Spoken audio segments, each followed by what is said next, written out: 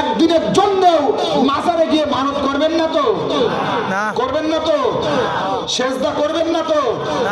আল্লাহ ছাড়া অন্য কোথাও গিয়ে করবেন না। মাজারে গিয়ে প্রার্থনা তো করা যাবে নাকি? তাও যাবে না? না। আমি গতকালকে একটা মাজারে গিয়েছিলাম, বুঝলেন? গতকালকের মাহফিল ছিল আমার শাহজাদপুর সিরাজগঞ্জ, পাশে একটা মাজার ছিল, আমি সেখানে গেলাম।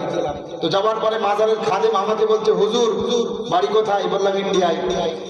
তাই নাকি? খুশি হয়ে গেছে, বলছে হুজুর এই যে ব্যক্তিটার লাশ, মানে যেই ব্যক্তির মাজার দেখছেন, যেই আল্লাহর ওলির মাজার আপনি দেখছেন, এই আল্লাহর ওলির মাজার অনেক জায়গাতে আছে। ভারতে 3 জায়গাতে আছে, পাকিস্তানে 2 জায়গায় আছে, বাংলাদেশেও 3 জায়গায় আছে। আমি মনে মনে চিন্তা করছি, মানুষ একজন আর মাজার এত জায়গায় কেন? এদের মাথায় কিছু আছে বলেন? আমি মাজারের বিরোধিতা করতে আসিনি, বিশ্বাস করেন। আল্লাহর ওলিদের সাথে আমি আছি। পীর মুরিদি যদি সুন্নাত সম্মত পদ্ধতিতে হয় অবশ্যই জায়েজ, ঠিক না? আমি পীর মুরিদির বিরোধিতা করছি না, আমি মাজারের বিরুদ্ধাচরণ করছি না, কিন্তু আমি মাজারে সংঘটিত এই শিরকি কর্মকাণ্ডের বিরুদ্ধাচরণ করছি, ঠিক না? ঠিক করে কথা বললে অনেকের কষ্ট লাগবে। চাইতে হবে কার কাছে বলেন? চাইতে হবে কার কাছে? মহান আল্লাহ বলছেন, ওয়া আন্নাল মাসাজিদা লিল্লাহ ফালা তাদউ মা'আল্লাহি আহাদা। আল্লাহ বলছে সিজদা সমূহ শুধুমাত্র আল্লাহর জন্য, এবং প্রার্থনা হবে শুধুমাত্র কার কাছে? আল্লাহর কাছে। প্রার্থনা হবে কার কাছে? আল্লাহর কাছে চাইলে আল্লাহ দিবে ইনশাআল্লাহ। আল্লাহর কাছে চাইলে দিবে। আপনার ভাগ্য কিছুতেই পরিবর্তন করতে পারে না। একমাত্র দোয়া আপনার ভাগ্য পরিবর্তন করতে পারে, একমাত্র প্রার্থনা আপনার ভাগ্য পরিবর্তন করতে পারে। আল্লাহ সুবহানাহু ওয়া তাআলার কাছে চাইবেন তো? তোমাকে ডাকি যদি একবার আল্লাহ, আমাকে কাছে টানো বারবার। তোমাকে ডাকি যদি একবার আল্লাহ, আমাকে কাছে টানো বারবার। যদি পথ ভুলে যাই আমাকে দিও ঠাই, যদি পথ ভুলে যাই আমাকে দিও ঠাই, দিও দিশা এইটুকু আবদার আল্লাহ, আমাকে কাছে টানো বারবার। তোমাকে ডাকি যদি একবার আল্লাহ, আমাকে কাছে টানো বারবার। ডাকবেন তো? তাহলে চাইবেন তো আল্লাহর কাছে? আল্লাহ কবুল করুক। এই দেখেন, আমি বলি আপনাদেরকে, এই মাজারে যারা ভণ্ডামি করে, যারা শিরকি কর্মকাণ্ডের সাথে জড়িত, তাদের ভণ্ডামিগুলো ধরা খুবই সহজ। আমি জানি আমার এই কথা বলার কারণে এখানে হয়তো কারো রাগ হলেও হতে পারে, বিশেষ করে যে সমস্ত এলাকাতে এই শিরকি কর্মকাণ্ড হয়, সেখানে তো গেলে মাশাআল্লাহ আমাকে ফাঁসিয়েও দিতে পারে, ঠিক না? ঠিক বলে, ঠিক না?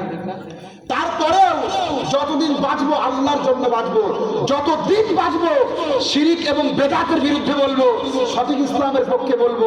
এর জন্য মরতে হয় মরবো, আরে কাল মরলেও কে মরতে হবে না, একদিন আগে মরবো, ঠিক না? ঠিক বলে। কিন্তু জান্নাত চাই না জাহান্নাম? জান্নাত না? অবশ্যই জান্নাত। তো এদের ভণ্ডামিগুলো ধরা সহজ। দেখেন কেমন। আমি দেখলাম ঢাকাতে কোনো এক মাজারে গেলাম, মাজারের সামনে আংটির দোকান নিয়ে বসে আছে। অমুক ধাতুর আংটি পড়লে সন্তান হবে, অমুক ধাতুর আংটি পড়লে লক্ষ কোটি টাকার মালিক হওয়া যাবে, অমুক ধাতুর আংটি পড়লে, অমুক ধাতুর আংটি পড়লে বিপদ বালা মুসিবত দূর হয়ে যাবে, লক্ষ কোটি টাকার মালিক হতে পারবে। ও মুসলমান, বিবেক কাজে লাগান। আবেগ দিয়ে ইসলাম চলে না, বিবেক কাজে লাগান। দলিল খোঁজার চেষ্টা করেন। হ্যাঁ, সামান্য 100 টাকার একটা আংটি কিনলে যদি লক্ষ কোটি টাকার মালিক হওয়া যাবে, তাহলে ওই ভণ্ডকে প্রশ্ন করেন, 100 টাকার আংটি কিনে 100 টাকার আংটি কিনলে যদি কোটি টাকার মালিক হওয়া যাবে, তাহলে ওই বেটা আংটির দোকান নিয়ে ফুটপাতে কেন বসে আছে? প্রশ্ন করবেন না? আমরা কারোর বিরুদ্ধাচরণ করি না, কাউকে গালিও দেব না, কটু ভাষায় কথা বলবো না। আমরা তাকে ভালোভাবে বলবো, ভাইয়া আপনি যে দোকানটা নিয়ে বসেছেন, আপনি বললেন এই 100 টাকা দিয়ে এই আংটিটা কিনলে আমি নাকি লক্ষ কোটি টাকার মালিক হতে পারবো।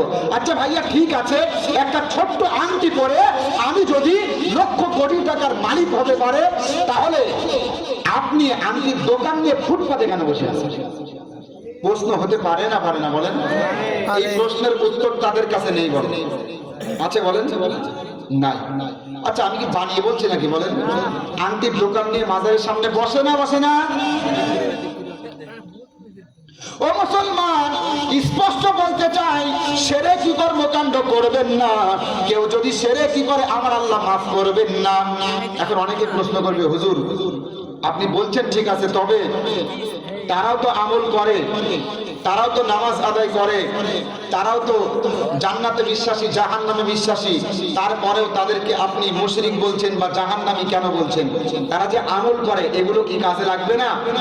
আল্লাহর কোরআন সাক্ষী, যারা শিরকি কর্মকাণ্ড করে তাদের আমল ধ্বংস হবে, নষ্ট হবে, কাজে লাগবে না। ঠিক না ঠিক বলে? ঠিক ধরো সে পড়ে।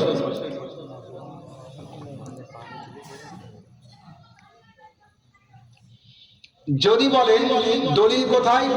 মহান আল্লাহ বলছেন, ওয়ালাকাদ উহিয়া ইলাইকা ওয়া ইলাল্লাযীনা মিন ক্বাবলিক লাইন আশরাকতা লায়াহবাতান্না আমালুক ওয়া লাতাকুনান্না মিনাল খাসিরিন। সূরা জুমার 24 নম্বর পারা 4 নম্বর পৃষ্ঠা 7 নম্বর রুকু 67 নম্বর আয়াত। মহান আল্লাহ বলছে, হে নবী আপনার কাছে ওহী পাঠানো হয়েছে এবং আপনার পূর্বে যত নবী রাসূল দুনিয়াতে এসেছে আমি আল্লাহ সবার কাছে ওহী পাঠিয়েছি। যদি তোমরা শিরকি কর্মকাণ্ড করো তাহলে তোমাদের আমলগুলো নষ্ট হয়ে যাবে এবং তোমরা ক্ষতিগ্রস্তদের অন্তর্ভুক্ত হবে, তার মানে জাহান্নামীদের অন্তর্ভুক্ত হবে। শিরিক করলে জাহান্নাম কথা কার? করবেন না তো? আল্লাহর ভয় অন্তরে রাখবেন তো ইনশাআল্লাহ? আল্লাহর ভয় রাখবেন। আমাদের মা বোনদের তো প্যান্ডেল নেই না, ওরা শুনছে নাকি? তো মাশাআল্লাহ, মা বোনদের উদ্দেশ্যে বলছি, আপনারা একটু বেশি আবেগী হয়ে পড়েন। আবেগী কি? বিশেষ করে মা বোনরা যদি কোনো স্বপ্ন, মনের কোনো আশা যদি পূরণ না হয়, তখন কি বলে যে আমার অমুক আশা যদি পূরণ হয় তাহলে অমুক পীরের দরবারে, অমুক পীরের মাজারে একটা মুরগি দান করবো, একটা ছাগল দান করবো, আছে না?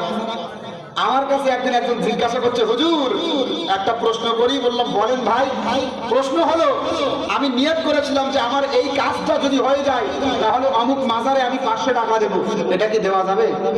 আমি বললাম ভাই আপনি যে, আমি তাকে বুঝিয়ে বললাম আপনি যে নিয়তটা করেছেন এটাই তো থেকে খারাপ।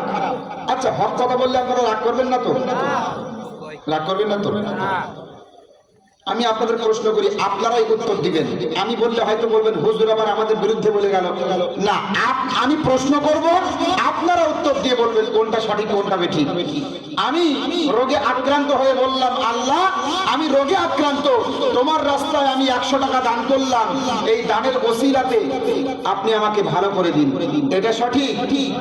নাকি আমি আল্লাহকে বললাম, আল্লাহ আমি রোগে আক্রান্ত, যদি আপনি আমার রোগ থেকে ভালো করে দেন, আমাকে সুস্থতা দান করেন, তাহলে তবে আপনার রাস্তায় 100 টাকা দেব, কোনটা সঠিক? কোনটা বলেন? প্রথমটা। ওগো আল্লাহ যদি আমাকে আপনি সুস্থ করে দেন তবে আপনার রাস্তায় দান করব, এটা সঠিক? নাকি আগে দান করব এরপরে দানের ওসিলা দিয়ে দোয়া করব, কোনটা?